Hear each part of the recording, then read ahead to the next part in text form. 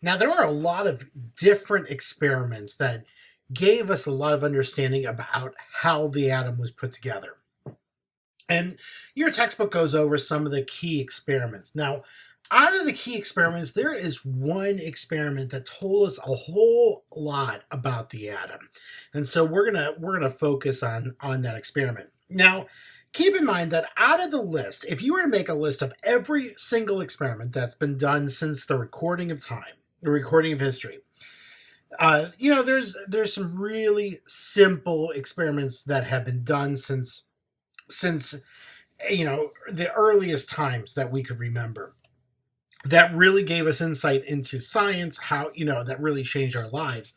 And so at the turn of the 21st century, there was a survey that went out to a lot of different prominent scientists that tried to say, if you had to pick like the top 10 experiments in all of science that explain something, what would be on your list? Well, the experiment I'm going to talk to you today about is this is like number 9 on that top 10 list. Okay, so this is considered to be one of the most beautiful experiments in all of science because it gives you a lot of insight about science, and it's a pretty simple setup. So let's talk about this. This is called the Rutherford Gold-Foil Experiment. This is also an experiment that I'm going to be talking about a lot during the course of this of Gen Chem 1. Okay, so here's how it works. We start off by taking a piece of radium.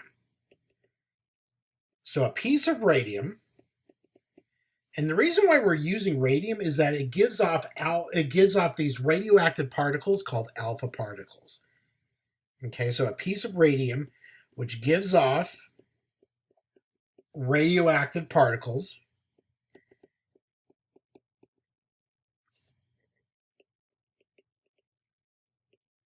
Okay, which these are called alpha particles. And an alpha particle, which we represent with the Greek symbol alpha, what this really is, it's like the helium atom. Now, helium has 2 protons and 2 neutrons for a mass of 4. Okay. Now, because it's got 2 neutrons, it also has to have because they have 2 protons, it also has to have 2 electrons as well. Now, what's the difference between a helium atom and an alpha particle is that in an alpha particle, instead of having the electrons, it actually carries a 2 plus charge, so it doesn't have any electrons. So these alpha particles, think of these as, excuse me, think of these as helium atoms just stripped of the electrons. Okay, so this piece of radium is placed into a lead box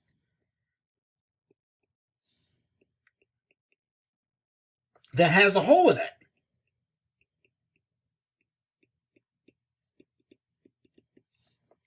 So that way the alpha particles leave.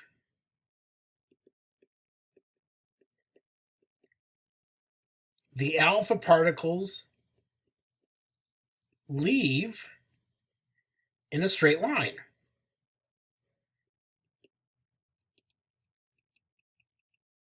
Okay, so it's almost like you think about this like as like a laser. So if we're going to draw a schematic diagram of what this looks like, we've got a lead box right here. Okay. And what I'm going to do is cut a hole inside the box. So if there was like a hole inside the box, like a little chamber, inside, that's where we're going to put our piece of radium. And let's make that radium pink. Okay. All right.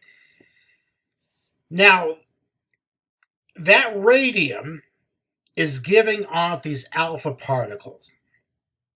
And what's really nice about being inside a lead box is that these alpha particles basically bounce off of the sides of the box. So eventually you're going to get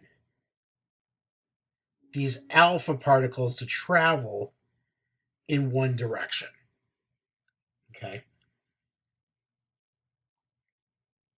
So you've got these alpha particles, which I'm representing with this red line, that are leaving this lead box. Okay. Now, what happens is that these alpha particles that are leaving this box and traveling along the straight line, what we then do is put this, we shoot those particles through a piece of gold foil. Okay, so here's my sheet of gold foil. Now, if you've ever played with gold foil before, gold foil, think of it like aluminum foil. Aluminum foil is pretty malleable. You can bend it if you can heat it up if you really wanted to. But it's you can bend it, you can, make it into a ball if you have to. You can keep it in a sheet of paper. So think of it like that. Like you're shooting these alpha particles through a really, really, really thin piece of gold foil.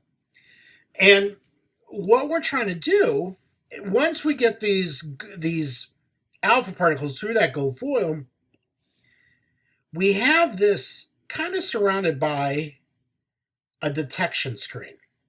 Okay. So think of this as like a little bit of a wall. Okay. Now, most of the time, when the alpha particles come up to that gold foil, that really, really, really thin piece of gold foil, the alpha particles pretty much travel in a straight line. And so when they come back to when they hit that detection screen, we see the detection screen light up. Okay. So about 95% of the time, those alpha particles travel in straight lines. Okay, so the alpha particles go through that gold foil, keep going straight right through the gold foil, hits the back of the detection screen. It's almost like the alpha particles are not coming in contact with anything. Now, that being said, once in a while you'll have an alpha particle that'll come in and it'll veer off course. So instead of traveling in a straight line, it seems to be deflected a little bit. And so what we saw was that it was like 4% of the time that you're going to get these alpha particles that are going to veer off by angles of like 30, 45, 60 degrees. Now, okay, so that's 99% of the time. There was once in a great, great while, you'll have an alpha particle come in, hit something in that gold foil, and it bounces right back. Okay. And so that makes the detection screen light up. So it was almost like 1% of the time that the alpha particles will actually bounce back. It's like they collide with something solid, they hit, and they bounce back. And the way that Rutherford described that is that it was as incredible as if you've had a 15-inch shell that was fired at a piece of tissue paper. And then that shell bounced and came right back at you. And that's pretty much, I mean, think of that. A 15-inch shell is huge.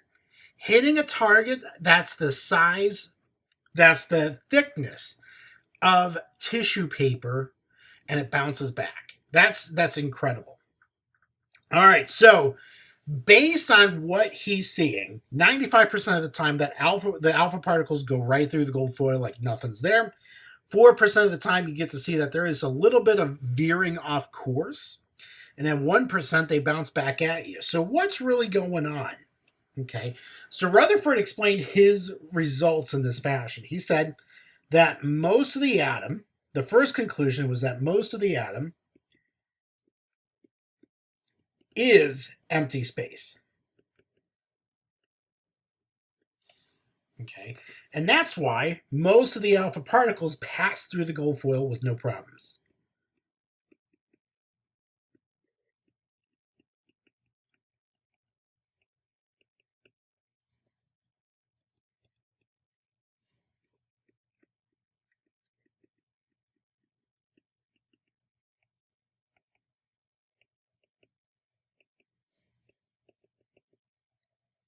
Okay.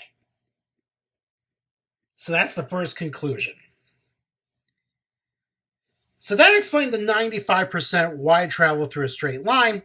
All that's good stuff. Now, what about the 4% we're veered off course? Well, keep in mind that an alpha particle, remember I described that as the helium atoms, but it's stripped of its electrons, so it carries a 2+ charge. So the alpha particle is going to be positively charged.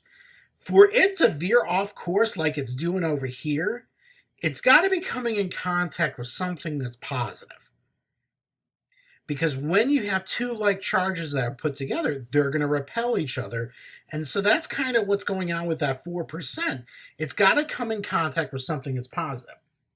So what he says is that the positive charges must be concentrated in the center of the atom. And the center has a special name where the protons are kept, and that's called a nucleus. And so to explain this, he said when an alpha particle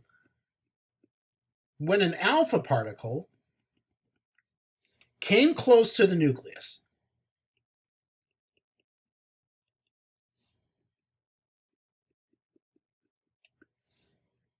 the alpha particle experienced a repulsive force.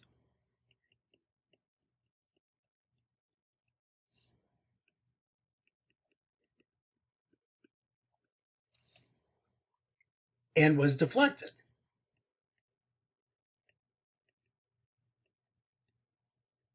Okay. Now here's the third part.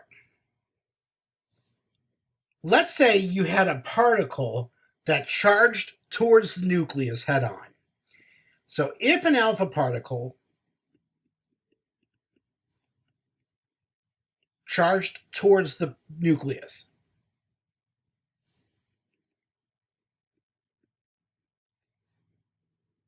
head on, its direction was reversed.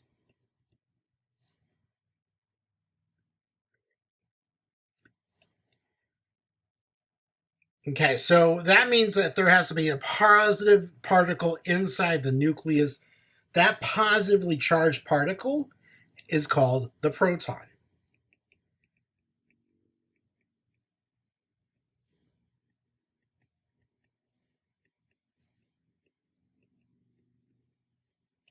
Okay. Now, protons have a full positive charge.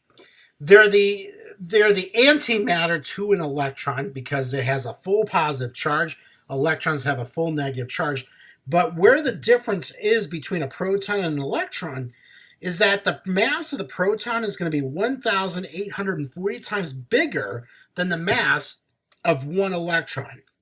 So the mass of the atom has to be made up from the nucleus.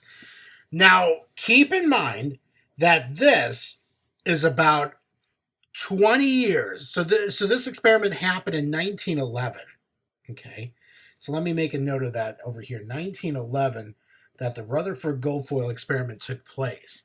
We're about 20 years away from the discovery of the neutron by James Chadwick in 1932. But it was because that James Chadwick realized that we have this other particle called a neutron. This allowed us to calculate something called atomic mass, which is where we're going for the next video.